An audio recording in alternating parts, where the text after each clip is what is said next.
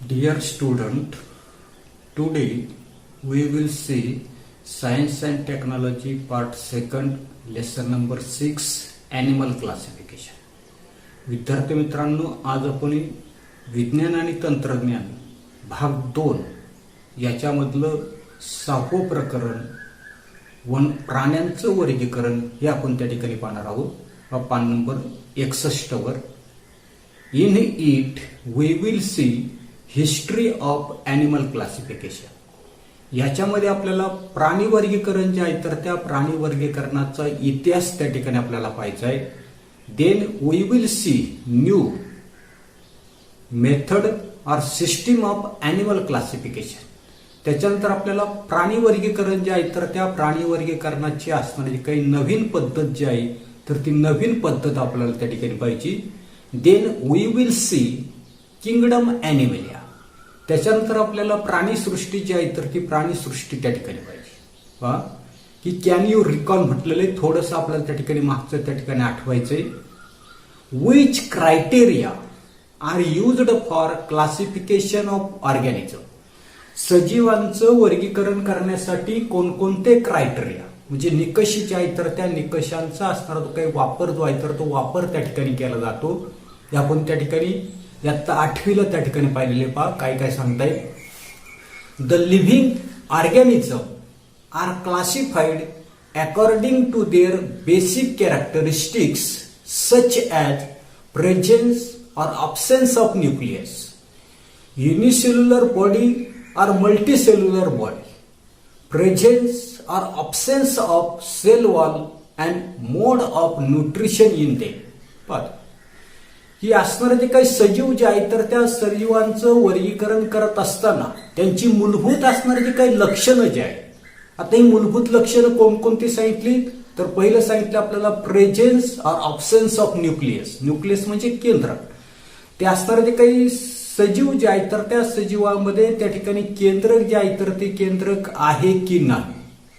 दुसरं आपल्याला basic characteristic सांगितली unicellular body or multicellular body.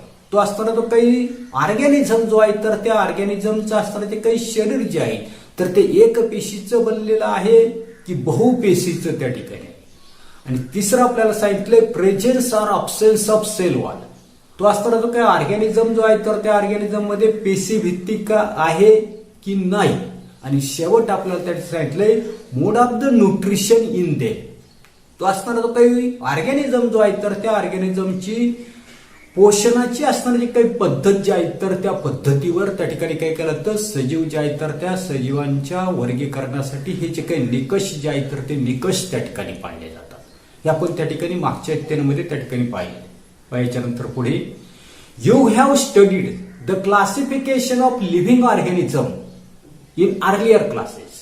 मागील इयत्तांमध्ये आपण त्या ठिकाणी सजीवांच्या वर्गीकरणाची असणारी काही माहिती जी आहे तर ती माहिती आपण त्या ठिकाणी घेतलेली आहे, अभ्यासलेली आहे. The living organism present around us are mainly plants and animals. आपल्या सभोवताली आढळणारे जे काही सजीव जे आहेत तर त्या सजीवांमध्ये प्रामुख्यानं आपल्याला वनस्पती आणि प्राणी त्या ठिकाणी आढळून येताना दिसतात. We have studied the criteria of their classification. आणि त्यांच्या वर्गीकरणाच्या असणारे जे काही विविध अशा प्रकारचे असणारे जे काही निकष जे आहे तर ते निकष आपण त्या ठिकाणी मागील इयत्तेमध्ये त्या ठिकाणी अभ्यासलेले आहेत. With the help of that complete the following chart. आणि त्याचा वापर करून आपल्याला खाली दिलेला जो काही फ्लो चार्ट ओक तक्ता जो आहे तर तो ओक तक्ता काय करायचा आहे पूर्ण त्या ठिकाणी करायचा. आता कशा पद्धतीने करता येईल तर अशा पद्धतीचा ओक तक्ता आपल्याला दिलेला आहे की लिव्हिंग ऑर्गॅनिझम.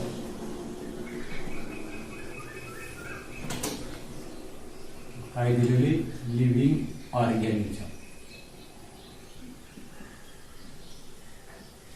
जे या ठिकाणी असणारे जे काही सजीव जे आहे तर त्या सजीवांचं असणारे जे काही वर्गीकरण.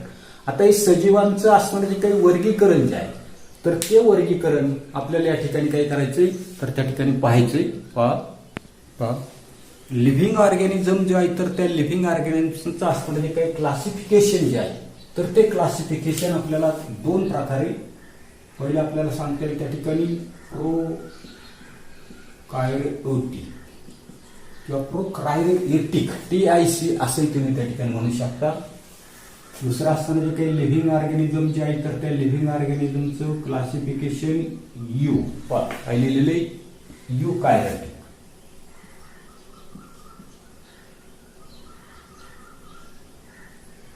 युकॅरियोटिक किंवा युकॅरियोटिक TIC असे तुम्ही त्या ठिकाणी लिहू शकता. बरोबर. म्हणजे असताना ते काही लिव्हिंग ऑर्गॅनिझम जे आहे तर त्या लिव्हिंग ऑर्गॅनिझमचं वर्गीकरण त्या ठिकाणी प्रोकार्योटिक युकॅरियोटिक. त्याच्यानंतर असताना जो काही प्रोकार्योटिक जो आहे तर त्या प्रोकार्योटिकचं असताना जे काही क्लासिफिकेशन जे आहे तर ते क्लासिफिकेशन पुढे किंगडम 8वीचं तुम्हाला जर आठवत असेल तर त्या ठिकाणी ते कशामध्ये केलेले मोनेरामध्ये त्या ठिकाणी केले. बरोबर. त्याच्यानंतर असणारे जे काही युकॅरियोटिक असणारे जे काही ऑर्गॅनिझम जे आहे तर त्या ऑर्गॅनिझमचं असणारे जे काही क्लासिफिकेशन जे आहे तर ते क्लासिफिकेशन पुढे युनिसेल्युलर ऑर्गॅनिझम. युनिसेल्युलर ऑर्गॅनिझम म्हणजेच काय तर एक पेशीय सजीव. बरोबर. आणि दुसरं असताना जे काही युकॅरियोटिक जे आहे तर त्याचं आपल्याला मल्टी सेल्युलर ऑर्गॅनिझम काय सांगता येईल मल्टी सेल्युलर ऑर्गॅनिझम्स. म्हणजे युकॅरियोटिक असणारे जे काही ऑर्गॅनिझम जे आहे तर त्याचं क्लासिफिकेशन एक पेशीय सजीव आणि बहुपेशीय सजीव अशा दोघांमध्ये त्या ठिकाणी. त्याच्यानंतर पुन्हा आपल्याला सांगता येईल की युनिसेल्युलर ऑर्गॅनिझम जे आहे तर त्या युनिसेल्युलर ऑर्गॅनिझमचं पुन्हा क्लासिफिकेशन या ठिकाणी आपल्याला किंगडम 8वीचं जर तुम्हाला आठवत असेल तर किंगडम प्रोटिस्टा त्या ठिकाणी कोणता आहे तर किंगडम प्रोटिस्टामध्ये त्याचं असणारं काही वर्गीकरण जे आहे तर ते वर्गीकरण त्या ठिकाणी.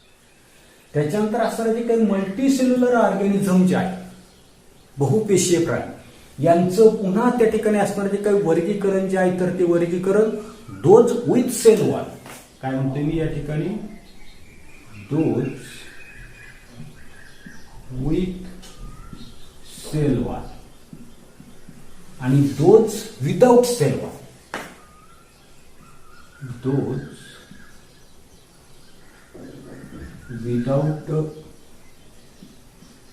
सेल वॉल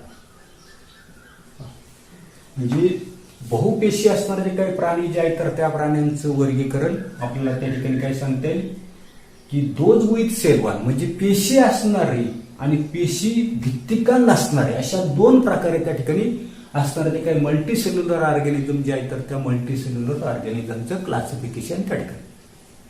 आता दोज विदाउट सेल वॉल याचं असणारे जे काही क्लासिफिकेशन जे आहे तर ते क्लासिफिकेशन पुढे या ठिकाणी आपल्याला किंगडम ॲनिमिलिया काय सांगितलेले की किंगडम ॲनिमिलिया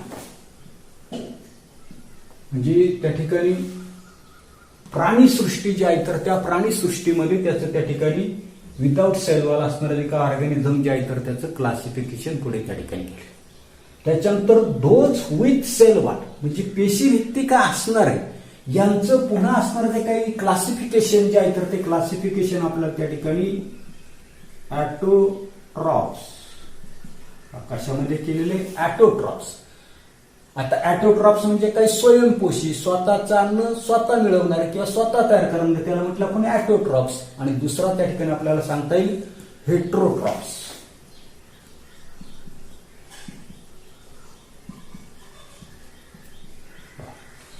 म्हणजे दोज विथ सेलवॉलचं असणारं जे काही क्लासिफिकेशन जे आहे तर ते ॲटोट्रॉप्स हेट्रोट्रॉप्स म्हणजे स्वयंपोषी आणि परपोषी. पुन्हा या ठिकाणी असणारे जे काही हेट्रोट्रॉप्स परपोषी जे आहे तर त्या परपोषीचं पुन्हा असणारं जे काही क्लासिफिकेशन जे आहे तर ते क्लासिफिकेशन आपल्याला किंगडम फंगी कोणतं सांगितलंय की किंगडम फर्स्ट फंगी म्हणजे कवक वर्गीय याच्यामध्ये केले. आणि दुसरं आपल्याला त्या ठिकाणी असणारे जे काही ॲटोट्रॉप्स स्वयंपोषी जे आहे तर याचं असणारे जे काही वर्गीकरण जे आहे तर ते वर्गीकरण आपल्याला त्या ठिकाणी किंगडम प्लांटी म्हणजे कोणती तर या ठिकाणी वनस्पती वर्गीय सृष्टी मग अशा प्रकारचं असणारे जे काही क्लासिफिकेशन ऑफ लिव्हिंग ऑर्गॅनिझम, सजीवांचं असणारे जे काही वर्गीकरण जे आहे तर ते वर्गीकरण आता 8वी मध्ये 9वी मध्ये आपण त्या ठिकाणी पाहिलेलं आहे. येते म्हणजे अशा पद्धतीने आपण लिव्हिंग ऑर्गॅनिझम जे आहे तर त्या लिव्हिंग ऑर्गॅनिझमचं असणारे जे काही क्लासिफिकेशन जे आहे तर ते क्लासिफिकेशन अशा पद्धतीने आपण त्या ठिकाणी करू शकतो. येते याच्यानंतर पुढे आता याच्यानंतर पुढे कॅन यू रिकॉल म्हटलेले पुन्हा थोडंसं आपल्याला त्या ठिकाणी मागचं आठवायचंय की how the plants are classified, म्हणजे वनस्पतींचं असणारं जे काही वर्गीकरण जे आहे तर ते वर्गीकरण कसं केलं जातं. पण आता 9वी मध्ये आपण पाहिलेले the plants are classified according to the following basis, की वनस्पती जे आहे तर त्या वनस्पतींचं असणारं जे काही वर्गीकरण जे आहे तर ते वर्गीकरण खालील मुद्द्यांना धरून त्या ठिकाणी केलं जातं. पहिला सांगता येईल आपल्याला presence or absence of the organ. काय सांगते मी, the plants are classified, the plants are classified, काय सांगता येईल की plants are classified according to the following basis.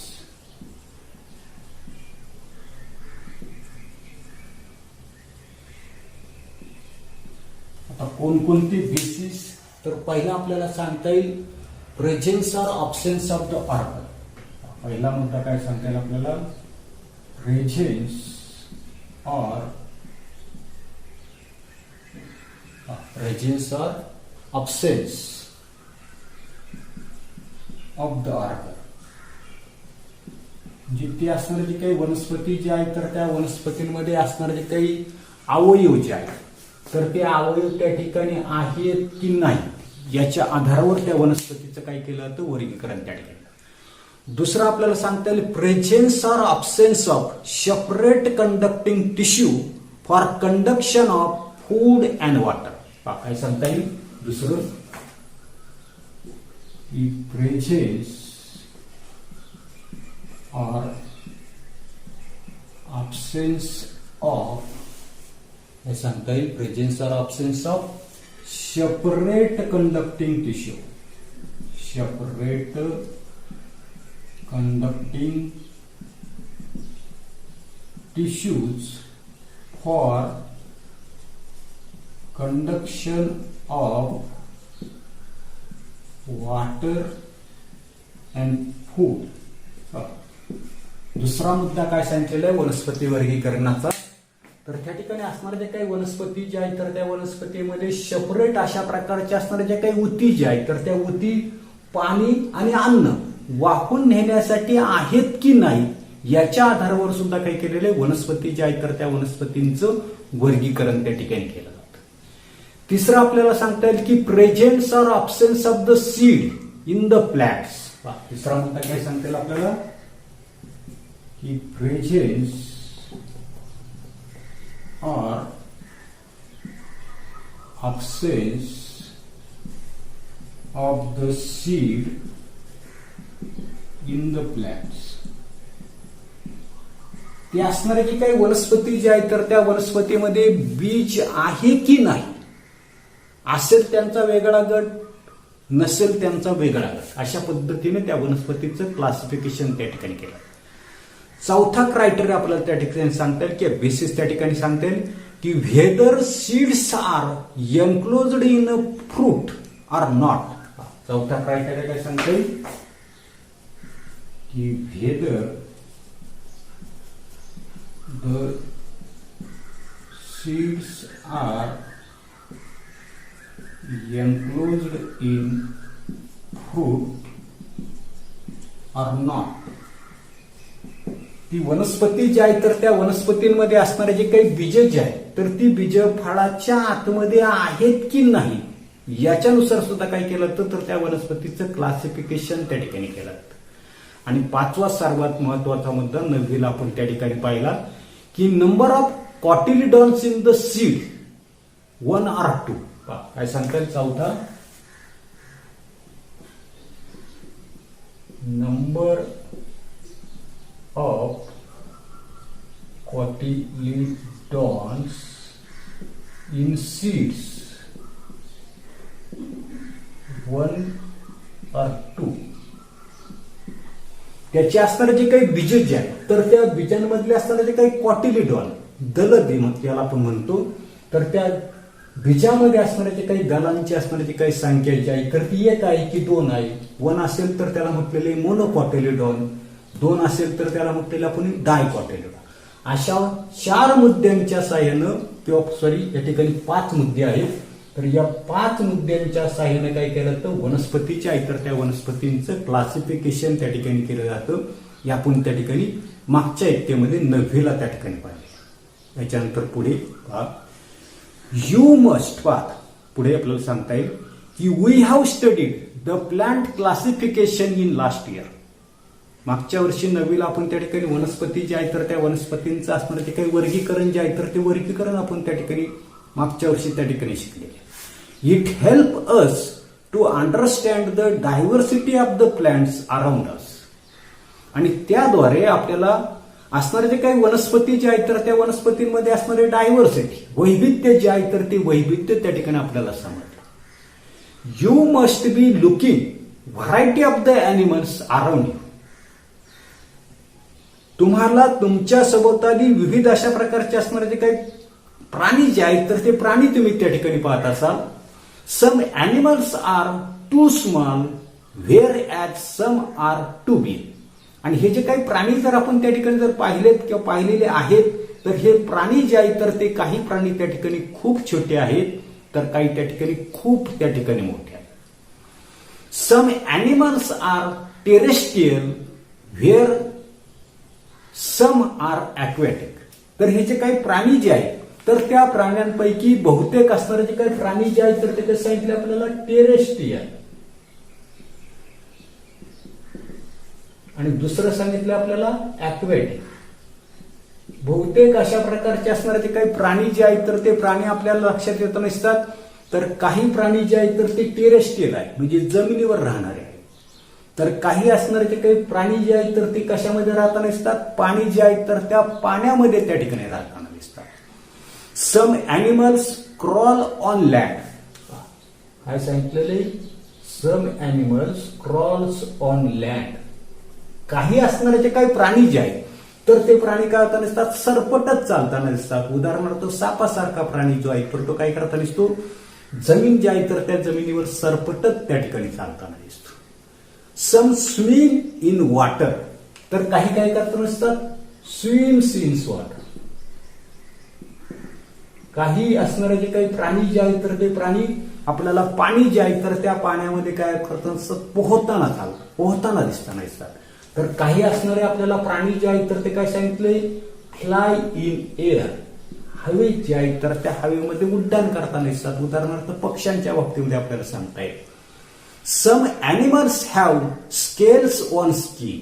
तर काही असणारे जे काही प्राणी जे आहेत तर ते काय सांगितले आपल्याला, स्केल्स ऑन स्किन. त्यांचं असणारे जे काही शरीर जे आहे तर त्या शरीरावर काय असतात, खवले त्या ठिकाणी असतात.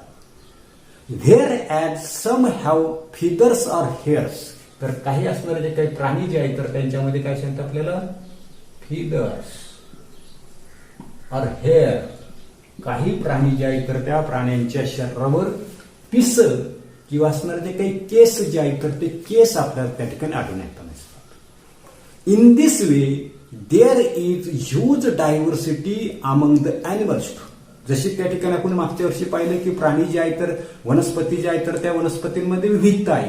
तर तशाच प्रकारची मोठ्या प्रमाणामध्ये असणारी जे काही डायव्हर्सिटी जी आहे, विविधता जी आहे तर ते आपल्याला प्राणी जे आहेत तर त्या प्राण्यांमध्ये सुद्धा त्या ठिकाणी आढळून येतात. According to the recent study, estimated number of animal species on the earth is approximately 7 million. किती सांगितलेले, 7 मिलियन. म्हणजे अगदी अलीकडे केलेला जो काय अभ्यास जो आहे तर त्या अभ्यासानुसार पृथ्वीवर अंदाज किती, 7 मिलियन म्हणजे 7 दशलक्ष प्रकारच्या प्राण्यांच्या असणाऱ्या ज्या काही प्रजाती असाव्यात अशा प्रकारचं इस्टिमेट म्हणजे अंदाज जो आहे तर तो अंदाज त्या ठिकाणी वर्तवण्यात आलेला आहे. It is impossible to study each and every species. आणि म्हणून असा 7 दशलक्ष असणारे जे काही प्राणी जे आहेत तर त्या प्राण्यांचा असणारा जो काही अभ्यास करणं केवळ त्या ठिकाणी अशक्य आहे. However if groups and sub groups of the animals are formed depending upon their similarities and differences it will make it very easy to study such vast variety of the animals. परंतु हे जे काय असणारे जे काही प्राणी जे आहेत तर या प्राण्यांचे असणारे जे काही साम्य सिमिलॅरिटीज आणि दुसरा आपल्याला सांगितलं डिफरन्स फरक याच्यावर आधारित असणारे जे काही गट आणि उपगट जर त्या ठिकाणी तयार जर केले तर या प्रचंड संख्येने असलेले जे काही प्राणी जे आहेत तर त्या प्राण्यांचा अभ्यास करणं आपल्याला त्या ठिकाणी कसं होईल सोपं त्या ठिकाणी होईल. तर आता पुढे काय सांगितलेलं की formation of groups and sub groups of animals depending upon similarities and differences among animal is called as animal classification. काय सांगितलेलं आहे की साम्य आणि फरक सिमिलॅरिटीज आणि डिफरन्स याच्यावर आधारित प्राण्यांचे असणारे जे काही ग्रुप्स आणि सब ग्रुप्स काय सांगितलं आपल्याला ग्रुप्स अँड सब ग्रुप्स या ठिकाणी गट आणि उपगट तयार करणं म्हणजेच काय करणं प्राणी जे आहेत तर त्या प्राण्यांचं वर्गीकरण त्या ठिकाणी करणं. पण एवढाच असणारा जो काही भाग जो आहे तर तो भाग आपण या तासाला पाहणार आहोत. पुढील भाग पुढील तासाला पाहू. धन्यवाद.